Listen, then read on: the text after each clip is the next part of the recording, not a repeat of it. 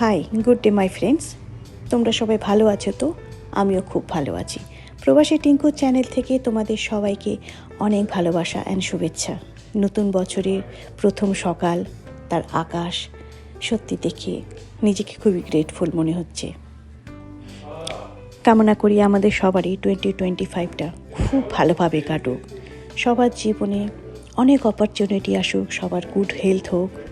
আর কি বলবো, যেরকমভাবে গোল্ডেন কালার সমস্ত বাড়ির মধ্যে এসেছে, আমাদের প্রত্যেকের জীবনে যেন সেরকম ভগবানের দেয়া আশীর্বাদ গোল্ডেন কালারের মতন এসে আমাদের জীবনকে ছড়িয়ে দেয়। এনিওয়ে, আজকে মাংস করেছি, সেটাই আগে একটু ঘি দিয়ে সেখানে পেঁয়াজ, টমেটো এগুলো আগে ভেজে নিই। মানে আমার হাজব্যান্ডের জন্য মাংস করেছি, আমার জন্য নিরামিষ করেছি, আমি তো মাংস খাই না। তো পেঁয়াজটা মোটামুটি ভাজা ভাজা হলে একটু সল্ট দিয়েছি, তার মধ্যে রসুন আদা পেস্টটা দিয়েছি, টমেটো দিয়েছি, এগুলো খুব ভালো করে ভেজে নিয়েছি। আমি অ্যাকচুয়ালি মশলাটা আগে ভেজে সেটাকে পেস্ট করি। এই যে মশলাটা যখন ভেজে এরকম একটা টেক্সচার এসে গেছে, দেখেছো, মোটামুটি সমস্ত মশলার গন্ধটা চলে গেছে, তখন সেটাকে ভেজে একদিকে রেখেছি। তারপরে সেই কড়াইতে তেল দিয়ে, জিরে দিয়ে, দারচিনি দিয়ে তখন ওই যে পেস্টটা করে নিয়েছিলাম সেই পেস্টটা ঢাললাম। তাতে কি হয়, তোমার মশলার গন্ধটা থাকে না। আগের থেকে মশলাটাকে ভেজে যদি পেস্টেড করে ফেলি, তারপরে সেখানে চিকেন মশলা, হলুদ, একটু জিরে পাউডার, একটু লবণ সব কিছু দিয়ে ওই মশলাটাকে ভালো করে মেখে, আর চিকেনটাকে আগে ম্যারিনেট করে রেখে দিয়েছিলাম একটু দই দিয়ে, হলুদ, জিরে, লঙ্কা দিয়ে। সেই ম্যারিনেট করা চিকেনটা দিয়ে ভালো করে কষানোর পরে ওপর দিয়ে ধনে পাতা দিয়ে নিভু আছে অন্তত 10-15 মিনিট রেখেছিলাম। রাখার পরে দেখতে কিন্তু এরকম হয়েছিল। এই ধরনের চিকেনটা খুব ভালো হয়। এটা মোটামুটি বলতে পারো দম দিয়ে রান্না করা চিকেনের মতন, একটু ঝোল ঝোল থাকে, গরম গরম ভাতের সাথে খুবই ভালো লাগে। তার সাথে যদি একটু পেঁয়াজ বা একটু লেবু দেওয়া হয়, একেবারে জমে ওঠে। তো যাই হোক, তারপরে বেরিয়েছি 2025-এর সকালবেলায় হাঁটতে।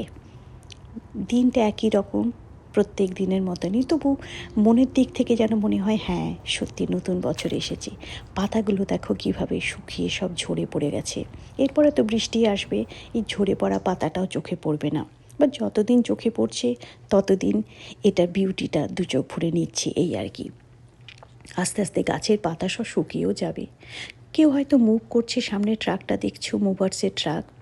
আর আমাদের রাস্তাগুলো দেখেছি কীরকম স্ল্যান্টিং, বুঝতেই পারছো, বাড়িগুলো পাহাড়ের ওপরে রাস্তা। আমাদের শহরটাও, আমরা যেই বাড়িটা, যেই এলাকাতে আমরা থাকি সেটাও পাহাড়ের উপরে, কাজে অবভিয়াসলি রাস্তা উঁচু নিচু তো হবেই। এই পাতাগুলো এখনও আছে এই গাছটাতে, অনেক গাছে এখনও রয়েছে পাতা, সেটাই যতটা পারি ক্যাপচার করে নিচ্ছি আজকে।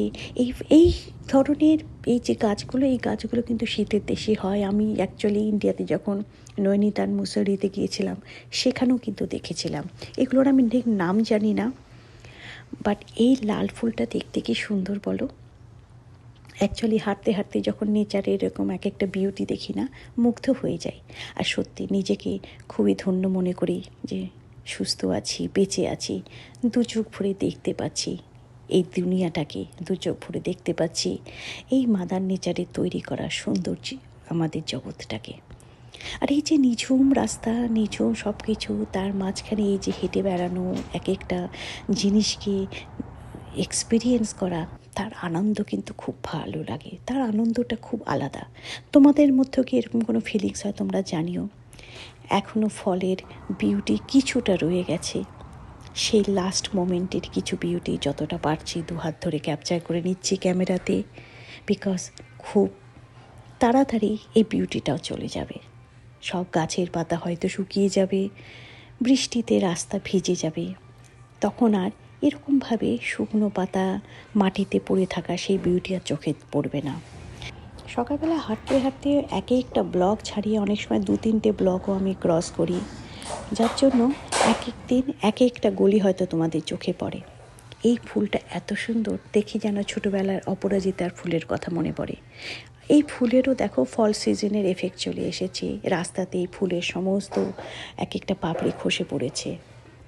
কি অদ্ভুত লাগে দেখতে, মানে একদম যেন পেন্টিং করার মতো, কারো বাড়িতে গার্ডেনের মধ্যে একটা লাইট হাউসের মতন একটা ডিজাইন। অদ্ভুত, সেটাও সুন্দর। দূরে আমাদের ফায়ার স্টেশন, এই যে দেখতে পাচ্ছ। এখনও দেখছি কোনো বাড়িতে কি সুন্দর করে সমস্ত হ্যালোউইনের মতনই কোনো ডেকোরেশনের কিছু সাজানো। আমাদের পাশের ব্লকেই এই ফায়ার স্টেশন। ফায়ার স্টেশন এখানে প্রত্যেকটা ব্লকেই, না হলেও 2-3টে ব্লক বেরিয়ে একটা ব্লকে আছে। আর এই রাস্তাটা ভারী সুন্দর লেগেছে, একেবারে একটা অদ্ভুত যেন অজানা একটা গলি, দুদিকে গাছ, তার মাঝখান দিয়ে গলিটা। এই রাস্তাটা দিয়ে আমি কখনো যাইনি। ফায়ার ট্রাকটাকে একবার দেখার পরে ভাবলাম আমি গলিটাতে হাঁটি। হাঁটতে গিয়ে দেখলাম বেশ একটা লম্বা সিঁড়ি, তো আরে এখান দিয়ে তো কোনো দিন হাঁটিনি, ঘরেরই কাছে, অথচ যেন মনে হচ্ছিল একেবারে একটা অচেনা জায়গাতে আমি হাঁটছি। এটা পুরো মাউন্টেনের রাস্তা, সিঁড়ি দিয়ে নামছি।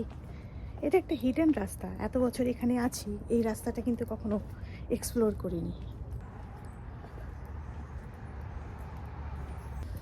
ছোট ছোট বাড়িও আছে দেখছি, বেশ ইন্টারেস্টিং জায়গাটা, জানো কত দূর উঠে এসেছি তোমরা দেখতে পাচ্ছ। এই জায়গাটা লিটারেলি ফার্স্ট টাইম যেন মনে হলো আমি এসেছি, যার জন্য ভীষণ ভালো লাগছিল। আবার কিছু কিছু ফ্লাওয়ারকে জুম না করে পারছিলাম না, জুম করে এত তার সুন্দর বিউটি, সে যেন মনে হচ্ছিল মুগ্ধ হয়ে তাকিয়ে দেখি। আর যে সিঁড়ি দিয়ে যা আমি নেমে আসছিলাম, সেই সিঁড়িরই অন্য প্রান্ত দিয়ে নামার রাস্তাটা, সেখান দিয়ে আমি নামছি। বেশ সিঁড়িটাও প্রায় ধরেও নাও 100টা স্টেপের মতন তো হবেই। সামনে একটি গাড়িতে দেখছি কেউ উঠছে। এইভাবে যখন ওয়াক করি তখন একই জায়গা রোজ দিন ডিফারেন্ট মনে হয়, সেটা যেন আমাকে আরও মুগ্ধ করে তোলে। আজ তাহলে এখানেই রাখি বন্ধুরা, খুব তাড়াতাড়ি আবার আরেকটা ভিডিও নিয়ে আসবো তোমাদের সামনে। Till then, stay happy, stay healthy and stay positive. Love you all.